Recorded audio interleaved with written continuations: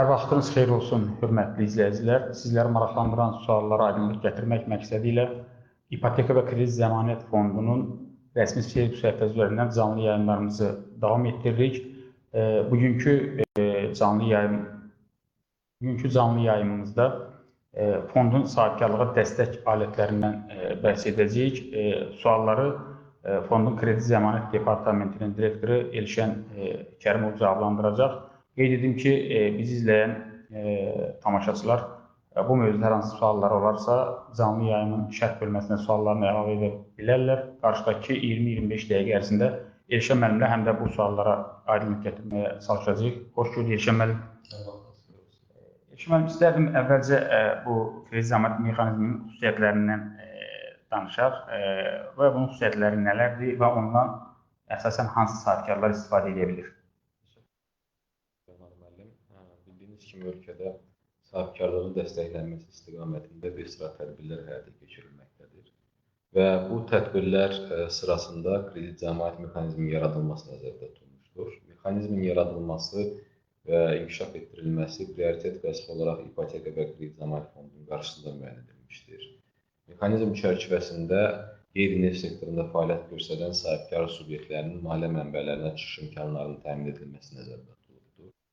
Eyni zamanda mexanizm çərçivəsində sahibkarlıq subyektlərinin xərclərinin optimallaşdırılması, azaldılması üçün subsidiya instrumenti də formalaşdırılmışdır. Qeyd etmək istərdim ki, bu mexanizmin fəaliyyəti üçün Cənab Prezident tərəfindən 2017-ci il tarixli müvafiq fərmanla 3 ana qayda təsdiq edilmişdir. Bu, təminatların, zəmanətlərin verilməsi qaydalarıdır. Kredit reytingi modeli və risk menecmentinə bağlı bir qaydalardır. Bir də subsidiyanın verilməsi qaydalarıdır. Adı çəkilən qaydalara görə kreditlər verilərkən müəyyən parametrlər çərçivəsində verilməlidir. Belədir ki, məbləğlə bağlı minimal tələb məsələn 30.000 manatdırsa, bir borcalana mexanizm çərçivəsində maksimum verilə biləcək zəmanətli kreditin məbləği 5 milyon manatdır. Kreditin müddəti 7 ilədək ola bilər. Əgər sahibkarlıq subyekti kredit xətti məhsulundan istifadə edəcəksə, kredit xətti məhsulunun müddəti 12 ayla məhdudlaşır. Subsidiya instrumentindən faydalanmaq istəyirsə sahibkarlıq subyekti, bu zaman kreditin illik faiz dərəcəsi 20%-dən yuxarı olmamalıdır. Məlumat üçün bildirim ki, subsidiya 3 il müddətinə verilir. Adi qaydada olduğu təqdirdə subsidiyanın həcmi 8% bəndində nəzərdə tutulubdur. Əgər sahibkarlıq subyektinin investisiya təşviqi sənədi mövcuddursa, bu zaman 10% bəndi həcmində subsidiya verilə bilər. Məlumatınız var, yəqin ki, sizin bu yaxınlarda qaydalara dəyişiklik olundu. İşğaldan azad olunmuş ərazilərdə tikinti məhsullarının istehsalı ilə məşğul olan sahibkarlıq subyektlərinə 10% bəndi həcmində subsidiyanın verilməsi nəzərdə tutulubdur. Qeyd etmək istərdim ki, bütün proseslər onlayn həyata keçirilir. Elektron ipoteka və kredit zəmanət sistemi üzərindən. Sahibkarlıq subyekti bu platform üzərindən müraciət formalaşdırmalıdır müvəkkil banka. Müvəkkil banka daxil olan müraciətlər təhlil olunandan sonra zəmanət və subsidiyanın alınması ilə əlaqədar fonda müraciət ünvanlanır. Fonda daxil olunan müraciət təhlil prosesindən keçdikdən sonra müvəkkil banka bu barədə bildiriş göndərilir ki, zəmanətin verilib və yaxud da ki, verilməməsi ilə əlaqədar. Eyni zamanda bildirmək istərdim ki, biz fond olaraq daimi təkmilləşdirmə işləri də həyata keçirdik və ötən dövrlərdə bir sıra mexanizm çərçivəsində dəyişikliklər həyata keçirilmişdir. Müxtəlif yanaşmalar, müxtəlif layihələr, eyni zamanda yeni məhsullar formalaşdırılmışdır. Bu yaxınlarda biz 2 məhsul tətbiqinə başladıq artıq. Bu bir portfel təminatı mexanizmidir. İkincisi isə istiqrazlara təminatların verilməsi mexanizmi nəzərdə tutulur. Mən bunlara ayrıca bir sual kimi toxunacağıq geniş, amma mənim sualım ikinci hissəsi var. Hansı sahibkarlar bundan faydalana bilər bu kredit zəmanət mexanizmi? Yəni bütün sektorlarda çalışan sahibkarlar, yoxsa da burada bir belə deyim, hansısa bir təşviq məsələsi var? Ana qaydalarda net şəkildə bu məsələ formalaşdırılıbdır. Orada qeyd olunur ki, qeyri-neft sektorunda fəaliyyət göstərən bütün sahibkarlıq subyektləri bu mexanizmdən faydalana bilərlər. Amma mən daha çox eyni zamanda faydalanan tərəfləri barədə biraz ətraflı məlumat vermək istərdim. Burada 3 faydalanan tərəf var. Əlbəttə ki, ilk növbədə bu sahibkarlıq subyektidir. Bu mexanizm vasitəsilə həm zəmanət təminat almış olurlar. Eyni zamanda subsidiya instrumentindən faydalandığı təqdirdə öz xərclərini azaldırlar, optimallaşdırırlar. Çünki onların bəlli bir götürdükləri kredit üzrə bəlli bir faizin hissəsi fond tərəfindən onun əvəzinə müvəkkil banka ödənilir. Bundan əvvəl qeyd elədiyim kimi, adi qaydada olduğu təqdirdə bu 8%-dir. Bir hissə təşviq sənədi varsa, bu 10% bəndi həcmində nəzərdə tutulur. Məsələn, deyək ki, sahibkarlıq subyekti bankdan 14% ilə kredit götürürsə, onun faktiki müvəkkil banka ödəyəcəyi faiz dərəcəsi 4% təşkil edəcəkdir. Çünki 18% fond tərəfindən, üzr istəyirəm, 12%, onun 8% fond tərəfindən. Əgər onun investisiya təşviq sənədi varsa, bu zaman 10% və dediyim kimi o 4%-ə gəlib düşəcək. Çünki bu da dövlət büdcəsindən ayrılan subsidiya hesabına qarşılanan qədər bəlli. O əvəzsiz verilən maliyyə yardım vəsaiti kimi nəzərdə tutulur. İkinci orada faydalanan tərəf əlbəttə ki, müvəkkil bankdır. Çünki o öz risklərini fondla bölüşdürmüş olur. Üçüncü faydalanan tərəf isə bizim dövlətimizdir. Çünki orada bu mexanizm çərçivəsində yeni iş yerlərinin açılması nəzərdə tutulur, həm vergi daxil olmalarının artırılmasına gətirib çıxardır və s. bu kimi. İqtisadi inkişaf məsələləri var, müdaxilə məhsulunun artım məsələləri var burada. Şəməm istəyirəm, onu deyirəm, sahibkarlar bu mexanizmdən yararlanmaq üçün hansı prosedurlardan keçirlər? Yəni, onlar, belə deyək də, addımlar onlar sıralır, yəni haradan başlayıb, proses harada yekunlaşır? Öncə əlbəttə ki, müvafiq sənədlərə məxsus olmalıdır, yəni müəyyən olmalıdır. Və bundan öncə qeyd elədiyim kimi elektron ipotek və kredit zəmanət sistemi üzərindən özlərində bir kabinet formalaşdırmalıdırlar və müvəkkil banka müraciət ünvanlamalıdırlar.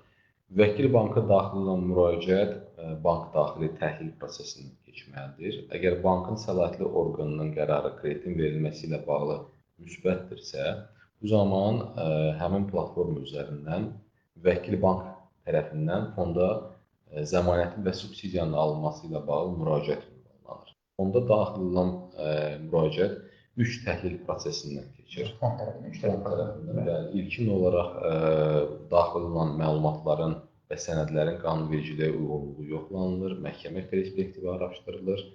İkinci mərhələdə daxil olan məlumatlara uyğun olaraq underwriting, təhlil prosesi, yəni borcalanın İqtisadi vəziyyəti, maliyyə vəziyyəti təhlil olunur, kredit reyting modeli vasitəsilə onun risk kateqoriyası müəyyən olunur. Üçüncü mərhələdə toplanan bu iki mərhələ nəticəsində məlumatlar yerində dürüstləşdirilir. Yəni, sadə dildə desək, biznesə baxış təşkil olunur və yerindəcə, bəli. Və əgər bizə təqdim olunan məlumatlar və təhlil nəticəsində formalaşan bir rəy yerində dürüstləşdirilmə nəticəsində öz təsdiqini tapırsa, bu zaman bir rəy formalaşdırılır və bu ötürülür fondun səlahiyyətli orqanına və fondun səlahiyyətli orqanının tərəfindən müvafiq qərar qəbul olunur və yenə də elektron ipotek və kredit zəmanət sistemi üzərindən müvəkkil banka bu barədə bildiriş göndərilir. Artıq ondan sonra artıq kredit əldə eləmə digər proseslərə həyata keçirilir. Qanunvericiliyə görə müvəkkil bank bildirişi alandan sonra 30 gün müddətində krediti rəsmiləşdirməlidir. Şəmən, istəyirəm statistikaya toxunaq. Bu prosedural dediniz, bu sistemin tətbiqinə başlananlar təxminən 7-8 il ərzində nə qədər sahibkarlıq subyektidir, nə qədər vəsaitdir, yəni kreditdə ayrılıbdır, zəmanət kredit, daha doğrusu kreditdə zəmanət verilibdir və nə qədər subsidiya ödənişləri həyata keçirilir? Biz fond olaraq araşdırmamız onu göstərir ki, ildən ilə bu mexanizmə maraq artmaqdadır. Və ötən illərin nəticəsinə biz baxsaq, biz artıq cari tarixə 650 milyona yaxın bu mexanizm çərçivəsində sahibkarlıq subyektlərinə vəsaitlərin verilməsinə nail ola bilmişik. Bu yüzlərlə, minlərlə sahibkarlıq subyektinin maliyyələşməsi deməkdir. Verilən vəsaitlər müxtəlif sahələr üzrə verilibdir. Bu həm istehsaldır, həm emaldır, eyni zamanda kənd təsərrüfatdır, xidmət də var, ticarət də var. Bunun nəticəsi olaraq artıq bu mexanizm çərçivəsində verilən vəsaitlərin nəticəsi olaraq maliyyələşən layihələrdə 6 mindən çox yeni iş yerlərinin açılması nəzərdə tutulubdur. Düşünürəm ki, maraq daha da artacaqdır və artım tempi ilə biz işlərimizi davam etdirəcəyik. Bundan faydalanan sahibkarlar yəqin təkcə belə deyək ki, Abşeron, İqtisadi rayonu Bakı deyil, indi regionlar da var yəqin ki. Regionları əhatə edir, hətta işğaldan azad olmuş ərazilərdə də kifayət qədər vəsaitlərin verilməsinə nail ola bilmişik. Risk məsələsinin bölüşdürülməsi, yəqin ki, ötən dövrdə riskli məsələlər də olubdur. Yəni, belə deyim, sahibkarlıq subyektləri artıq krediti qaytara bilməməsi məsələsi var. Bu necə həll olunur? Ümumiyyətlə, belə hallar çoxdurmu? Biz çalışırıq ki, ümumiyyətlə bizdə risklərin tənzimlənməsinə böyük önəm verilir. Bundan öncə qeyd elədiyim kimi bizdə kredit reytinqi modeli mövcuddur. Bu model vasitəsilə biz qeyd elədiyim kimi borcalanın risk kateqoriyasını müəyyən edirik və reytinq modeli öz-özlüyündə həm erkən xəbərdarlıq siqnallarını, eyni zamanda borcalanın təhlili üçün maliyyə və qeyri-maliyyə məlumat bazasını formalaşdırmağa imkan verən parametrləri özündə əks elətdirir. Və bunun nəticəsində biz bir növ təhlil zamanı yüksək riskli hesab olunan layihələri artıq kənarlaşdıra bilirik. Və qaydaların özü də onu qeyd edir ki, yüksək riskli olan layihələrin zəmanət mexanizmi çərçivəsində maliyyələşdirilməsi qadağandır. Bu baxımdan bu bizim işimizi kifayət qədər asanlaşdırır. Qaldı ki, defaultlarla bağlı siz nəzərə tutursuz çox güman ki, default halları olduğu təqdirdə biz ilkin olaraq müvəkkil bankla kontakta giririk və onun səbəblərini çalışırıq, araşdıraq görək, yəni buna gətirib çıxaran amillər nədən ibarətdir. Əgər sağlamlaşdırmaq krediti mümkündürsə, danışıqlar zamanı çalışırıq ki, bu kreditlər sağlamlaşdırılsın. Yox, deyək ki, elə hallar var ki, artıq mümkün deyil. Məsələn, bu yaxınlarda bizdə belə bir iş var idi. Yanğın nəticəsində sahibkarlıq subyekti biznesini itirmişdir və ödəniş qabiliyyətini itirmişdir və əlbəttə ki, bunun nəticəsi olaraq biz ödənişləri həyata keçirmişdik. Sorta necə rol oynayır? Yəni, əgər o sahibkarlıq, belə deyim, onun obyektləri və ya hansısa bir avadanlıqları sortalanırsa, o necə tənzimlənir? Yəni, bu sorta şərtlə qoyulurmu? Biz zəmanət hissəsinə baxırıq, sığorta məsələlərinə biz müdaxilə etmirik. Bizim üçün əsas odur ki, ilkin olaraq default olduğu təqdirdə birinci növbədə məlumat tamlığı olsun. Deyək ki, daxil olan sənədlər nə dərəcədə uyğun olaraq tərtib olunubdur. Bizə verilən məlumatlar nə dərəcədə reallığı özündə əks elətdirir. Xatırlayırsınızsa, çıxışımın əvvəlində mən biznesin dürüstləşdirilməsi ilə bağlı dediyim yerində biz baxış həyata keçiririk. Default hallarında da biz bunun adını növbəti baxış kimi müəyyən eləmişik, növbəti monitoring. Default halında biz bizə daxil olan məlumatları gedib yenə də yerində dürüstləşdiririk. Yəni, məsələn, bundan əvvəl qeyd elədiyim kimi, deyək ki, yanğın hadisəsi baş verir. Həqiqətən o yanğın hadisəsi baş verir. Buna gətirib çıxaran səbəblər nədir və s. Əgər bütün məlumatlar öz təsdiqini tapırsa, bu zaman fond ödənişi həyata keçirir. Şimdi siz çıxışınız əvvəlində 2 yeni məhsullar danışdınız. Mən onlara indi ətraflı toxunmağımızı xahiş edəcəm. Bunlardan biri şirkətlərin korporativ istiqrazlarına zəmanətin verilməsi ilə bağlıdır. Və bu mexanizmi necə inkişaf edir? Bu mexanizmdə maraq varmı? Bu mexanizmin xüsusiyyətləri nədən ibarətdir? Təşəkkür edirəm suala görə, Anar müəllim. Qeyd elədiyim kimi, biz fond olaraq mütəmadi çalışırıq yeniliklər gətirək və bu yeniliklər nədən ibarətdir? Yeni məhsullardır, yeni yanaşmalardır, amma bunun arxasında kifayət qədər böyük həcmdə bir iş durur. Yəni, biz həm təhlil prosesini təşkil edirik, eyni zamanda bazarda mövcud olan tərəflərin rəylərini dinləyirik, zərurət olduğu təqdirdə həm də sahibkarlıq subyektlərinə görüşlər təşkil edirik və bu görülən işlərin nəticəsi olaraq biz belə bir qənaətə gəldik ki, bazara yeni bir məhsul tətbiq eləmək lazımdır və biz düşündük ki, təhlillərin nəticəsi olaraq ilk öncə bizim mexanizm çərçivəsində mikro sahibkarlıq subyektləri bir növ qıraqda qalmış oldular. Və bu boşluğu bağlamaq üçün biz nə edə bilərik? Bunun üçün biz portfel təminatı mexanizmini formalaşdırdıq. İkinci məhsulu isə eyni zamanda qiymətli kağızlar bazarında təhlilini apardıq. Gördük ki, bu sahədə olan əqdlərdə bir çox hallarda təminatla bağlı sahibkarlıq subyektləri problem yaşadıkları üçün öz emis etdiklərinin istiqrazlarını yerləşdirə bilmirlər.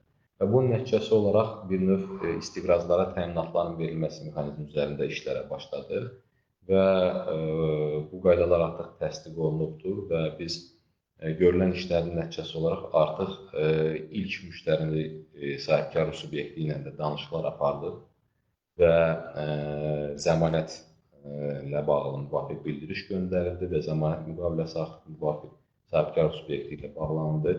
Mexanizm mahiyyəti odur ki, bu bir növ əlavə borclanma üsulu olaraq formalaşdırılan bir məhsuldur. Portfel təminatı mexanizmində isə qeyd elədiyim kimi daha çox mikro sahibkarlıq subyektlərinə yönəlik verdi. Orada kreditin parametrləri belə deyək də, minimum 5.000, maksimum 50.000 manat həcmində nəzərdə tutulubdur. Kreditin müddəti ən azı 3 ay, maksimum 3 il ola bilər. Portfel təminatı mexanizmi çərçivəsində verilən kreditlərin maksimal faiz dərəcəsi 25%-dən yüksək olmamalıdır. Və bu gün biz bu mexanizm çərçivəsində 350-yə yaxın sahibkarlıq subyektinin artıq maliyyələşməsinə nail ola bilmişik. Və biz təhlilimizi apararkən müəyyən elədik ki, orada orta çek 5-10 min arası nəzərdə tutulubdur. Yəni bu da həm say nöqteyi nəzərindən, həm də daha çox sahibkarlıq subyektlərinin faydalanması nöqteyi nəzərindən önəmli faktor kimi olaraq qalır. Orada faiz subsidiyası verilir, yoxsa? Portfel təminatı mexanizmi çərçivəsində subsidiyanın verilməsi nəzərdə tutulmuyubdur. Eyni ilə də istiqrazlara təminatların verilməsi mexanizmi çərçivəsində də subsidiya instrumentindən sahibkarlıq subyekti faydalana bilmir. Çünki mexanizmin mahiyyəti o deyil. Yəni orada subsidiya instrumenti nəzərdə tutulmuyubdur. İstiqraz, hər hansı bir şirkət korporativ istiqraz buraxır, yəni onun özəl şirkət olanda biraz ona risklər çox olur. Artıq fond tərəfindən onun zəmanəti verilir yəni. Orada da siz düz buyurdunuz, riskli sahə olduğu üçün orada da müəyyən təhlil prosesləri var ki, fonda daxil olan müraciət o təhlil proseslərindən əlbəttə ki, keçməlidir. Bizim bu müraciət hansı ki bizə daxil olmuşdur və onunla bağlı biz artıq müqavilə imzalandı. Biz eyni yanaşmanı tətbiq elədik. Çünki bununla bağlı müəyyən qaydalarla formalaşmış prosedur və tələblər var ki, biz onlara riayət etməliyik. Və bizə daxil olan müraciətlər yenə də dediyim kimi qanunvericilik nöqteyi nəzərindən həm təhlil olunubdur, həm riskin ölçülməsi nöqteyi nəzərindən underwriting qiymətləndirmə proseslərindən keçirilibdir. Eyni zamanda biznesə yerində də baxış həyata keçirilibdir. Və bu görülən işlərin nəticəsi olaraq biz artıq ona nail ola bildik ki, bu mexanizm çərçivəsində biz ilk müştəriyə zəmanətin verilməsi ilə bağlı artıq müvafiq bildiriş də göndərmişik və qeyd elədiyiniz kimi müqavilə imzalanıbdır. Zəmanət bütövlükdə verilir, yoxsa istiqrazın müəyyən bir faiz nisbəti? Qaydalara görə istiqrazlara təminatların verilməsi mexanizmi çərçivəsində fondun zəmanəti 60%-ə qədər ola bilər. Bəli, çünki banklarla müqayisədə bu daha riskli hesab olunur və orada bəlli bir hədlər var ki, bu mexanizm çərçivəsində nəzərdə tutulmuyubdur. Yəni bu müvəkkil banklara vasitəsilə ənənəvi mexanizm çərçivəsində verilən mexanizm fərqlənir və daha riskli hesab olunur. Portfel təminatına necədir? Yəni kredit necə faiz? Portfel təminatı mexanizmi çərçivəsində fond 75%-ə qədər zəmanət verir. Proses orada necədir? Biz ilin əvvəlində hər bir bank üçün limit müəyyən edirik. Limitlər müəyyən olunandan sonra müvəkkil banklara zəmanət məktubları ünvanlanır ki, sizə bu həcmdə portfeli formalaşdırılmaq səlahiyyəti verilir və o əldə olunmuş müvəkkil bank tərəfindən zəmanət məktubu əsasında portfellər başlanır. Ola bilirmi ki, yəni banklarda bu ayrılmış limitlər tam istifadə olunur, yoxsa hamısı tam istifadə olunur? Statistika necədir? Statistika belə deyək də, məhsul özü yeni olduğu üçün və biz bu proseslərə cari ildə başladığımız üçün hələ ki limitlər tam banklar tərəfindən utilizasiya olunmuyubdur, amma artıq əldə olunmuş nəticə bizi qane edir. Çünki qısa bir müddətdə qeyd elədiyim kimi 350-yə yaxın sahibkarlıq subyektinin portfel təminatı mexanizmi çərçivəsində maliyyələşdirilməsi düşünürəm ki, önəmli bir göstəricidir. Gələcəkdə bu sahə ilə bağlı hansı bir yeniliklərin tətbiqi ilə bağlı araşdırmalar, təhlillər aparılırmı? Yəni əlinizdə verilən hansı işlər var? Biz mütəmadi olaraq qeyd elədiyim kimi fond olaraq təkmilləşdirmə işləri çalışırıq həyata keçirək. İndi hal-hazırda ilin sonuna yaxınlaşır. Düzdür, ilin əvvəlindən biz müəyyən layihələr var ki, onun üzərində işləməyə başlamışdıq. Düşünürəm ki, növbəti ilin əvvəlində yeni məhsulların formalaşdırılması ilə bağlı bizdə daxildə proseslər davam etdiriləcəkdir və faydalı nəticələr əldə edəcəyik. Hal-hazırda bir layihə üzərində çalışırıq. Onu səsləndirməm biraz düzgün olmaz. Layihə yekunlaşandan sonra mətbuatda bu barədə məlumat veriləcək. İnşallah sosial Elşən müəllim ətraflı məlumat üçün. Hörmətli izləyicilər, Elşən müəllimlə birlikdə kredit zəmanət mexanizmi ilə bağlı dəstək tədbirlərindən danışdıq. Kimsə bizi canlı yayımızı izləyə bilməsə də bizim Facebook səhifəsində bu yayımın video yazısı ilə tanış ola bilərlər. Sağ olun, salamat qalın.